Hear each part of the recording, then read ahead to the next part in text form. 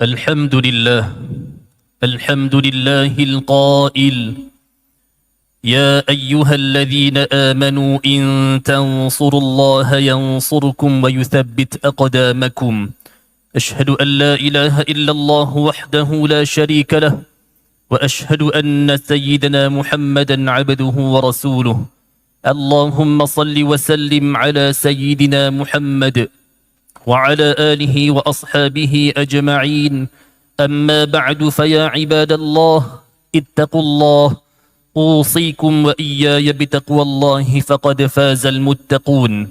وقال الله تعالى في كتابه العزيز: يا أيها الذين آمنوا أطيعوا الله وأطيعوا الرسول وأولي الأمر منكم، فإن تنازعتم في شيء فردوه إلى الله والرسول إن كنتم تؤمنون بالله واليوم الآخر، ذلك خير وأحسن تأويلا. Wahai orang yang beriman, taatlah kamu kepada Allah dan taatlah kamu kepada Rasulullah dan kepada ulil amr, yakni orang yang berkuasa daripada kalangan kamu. Kemudian jika kamu berbantah-bantah, yakni berselisihan di dalam sesuatu perkara, maka hendaklah kamu mengembalikannya kepada kitab Allah, yakni Al-Quran dan As-Sunnah Rasulnya. Jika kamu benar-benar beriman kepada Allah dan hari akhirat, yang demikian adalah lebih baik bagi kamu dan lebih elok pula akan kesudahannya. Sidang Jumaat yang dirahmati Allah sekalian, marilah kita bertakwa kepada Allah Subhanahu wa taala dengan menjunjung serta melaksanakan segala perintah Allah dan tinggalkan segala larangannya. Dengan itu mudah-mudahan kita semua tergolong dalam kalangan orang-orang yang beriman serta memperoleh hidayah dan taufik daripada Allah Subhanahu wa taala. Khutbah pada hari ini bertajuk Rahsia di sebalik tabir Ashura. Ma'asyiral muslimin rahimakumullah. Tanggal 10 Muharram yang juga disebut sebagai hari Ashura adalah sebuah hari yang menyimpan 1001 sejarahnya yang tersendiri. Di sebalik tarikh yang masyhur ini, ia menyimpan kisah mukjizat yang sangat hebat. Sejarah ini membawa kita untuk berhenti sejenak dan menghayati kekuasaan Allah Subhanahu wa taala yang berkuasa ke atas tiap-tiap sesuatu. Pada tarikh ini, Allah Subhanahu wa taala telah menyelamatkan Nabi Musa alaihi salam dan kaumnya daripada kezaliman Firaun ketika menyeberangi Laut Merah. Diriwayatkan juga bahawa pada hari Ashura ini bahtera Nabi Nuh alaihi salam akhirnya berlabuh dengan selamat di puncak Gunung Judi setelah bumi dilanda banjir besar selama berbulan-bulan lamanya. Begitu juga dengan riwayat yang menyebutkan bahawa ia adalah hari di mana Nabi Yunus alaihi salam dikeluarkan daripada perut ikan besar setelah berada lama di dalamnya. Kesemua peristiwa yang berlaku pada para nabi mempunyai makna sejarah yang sangat besar kepada kita, bahawa dalam setiap ujian yang diberikan oleh Allah Subhanahu wa taala itu pastinya ada hikmah dan jalan keluar terhadap sesuatu masalah. Yang penting kita mempunyai keyakinan yang teguh terhadap kekuasaan Allah Subhanahu wa taala dalam setiap perkara yang berlaku. Allah Subhanahu wa taala sentiasa menjanjikan pertolongannya kepada para hamba-Nya yang beriman.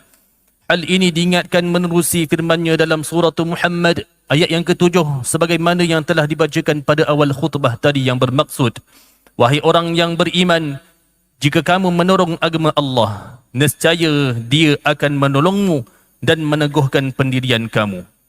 Saudara-saudaraku kaum muslimin sekalian, hari Ashura mempunyai beberapa keutamaan dan rahsianya yang tersendiri.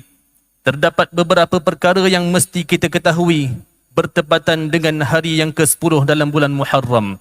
Yang pertama, Rasulullah sallallahu alaihi wasallam menggalakkan umatnya untuk mengambil keberkatan daripada hari Ashura dengan mengamalkan berpuasa sunat.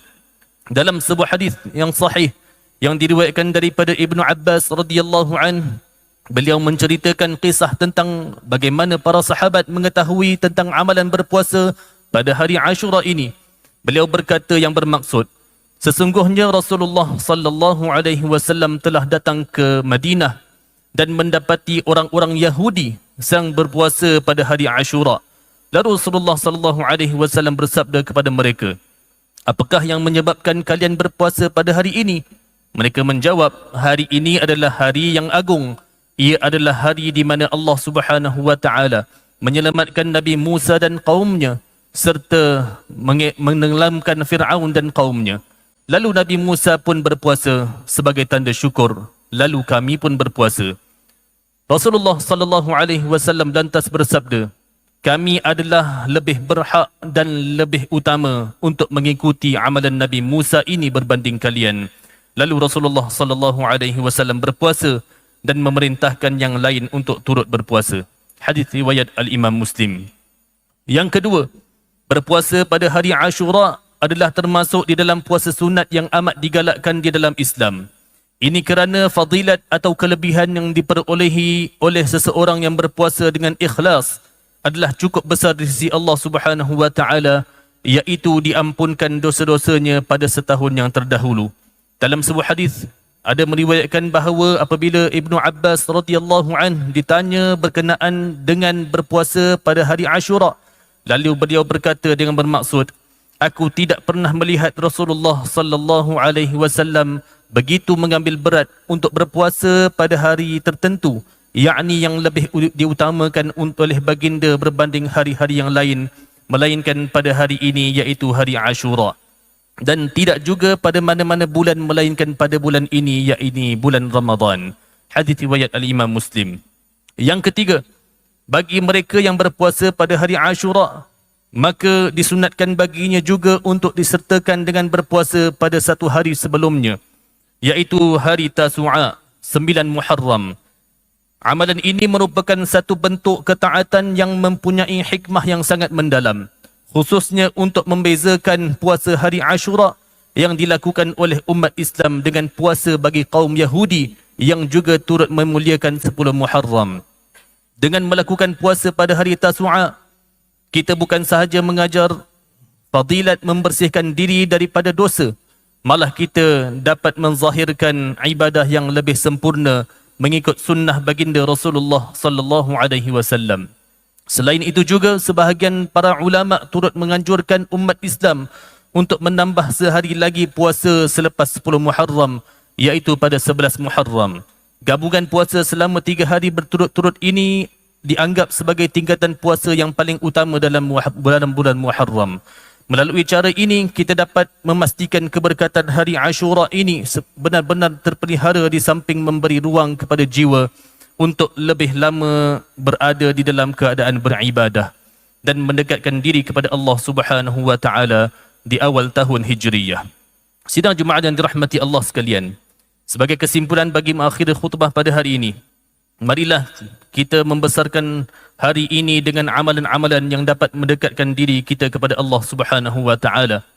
Selain daripada berpuasa sunat, kita juga digalakkan untuk melakukan amalan-amalan kebajikan yang lain seperti bersedekah, memberi makan dan berbelanja lebih kepada ahli keluarga, memberi makan kepada fakir dan miskin, ziarah menziarahi dan sebagainya.